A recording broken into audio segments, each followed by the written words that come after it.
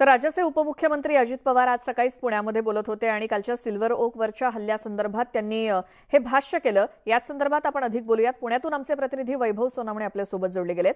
वैभव, अजित पवारांच्या प्रत्येक मुद्द्याला जर आपण पाहिलं तर अतिशय महत्त्वाचे ते मुद्दे आहेत, कारण पहिला मुद्दा त्यांनी हा मांडला की मीडियाला जर कळतं तर मग पोलिसांना याची माहिती कशी काही नाही मिळाली।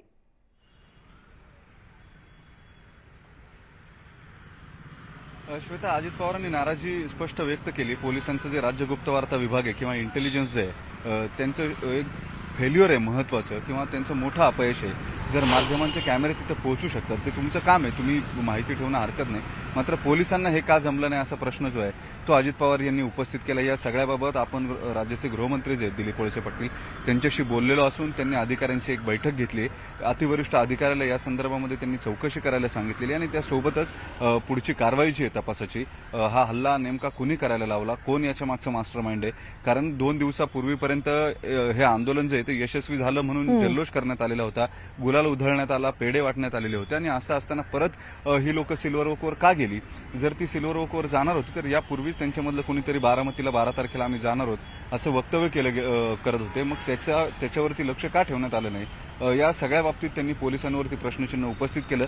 मात्र दुसरीकडे अजित पवार असंही म्हणाले की पोलीस जर एकदा मागे लागले या सगळ्याच्या तर ते याच्या मागचा मास्टरमाइंड कोण हे नक्की शोधून काढतील। जेवढा माझा अनुभव आहे त्यानुसार पोलिसांनी काम जर केलं तर याच्या मागे कोण आहे हे स्पष्ट होईल आणि त्यानंतर मग त्याच्यावरची भूमिका जी आहे ती स्पष्ट करता येऊ शकेल। आम्ही जबाबदार असल्यामुळे इतर कुणाचंही नाव घेणार नाही।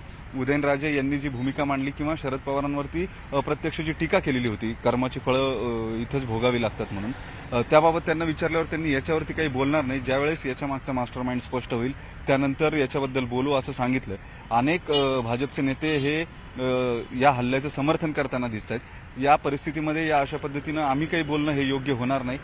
हे कर्मचारीच आहेत, ते आपलेच आहेत, राज्यातलेच लोक आहेत आणि त्यांना ड्राईव्ह करण्यात आलेलं होतं किंवा त्यांची माथी भडकवण्यात आलेली होती असं स्पष्ट सांगण्यात येतं। अजित पवार यांनी सगळे दाखले दिले। जी टीका केली जाते एसटी संपाच्या संदर्भामध्ये राज्य सरकार हे निष्क्रिय राहिलं किंवा त्याची दखल घेतली नाही, अजित पवार यांनी तारीख आणि वेळेनुसार कधी कधी कुठे कुठे बैठक घेतली, कोण कोण त्याला हजर होतं हे सुद्धा स्पष्ट केलं। अगदी शरद पवार यांनी जी बैठक सह्याद्री सभागृहामध्ये घेतलेली होती, ज्याला उदय सामंत, अजित पवार, अनिल परब हे सगळे उपस्थित होते, संघटनांचे प्रतिनिधी उपस्थित होते।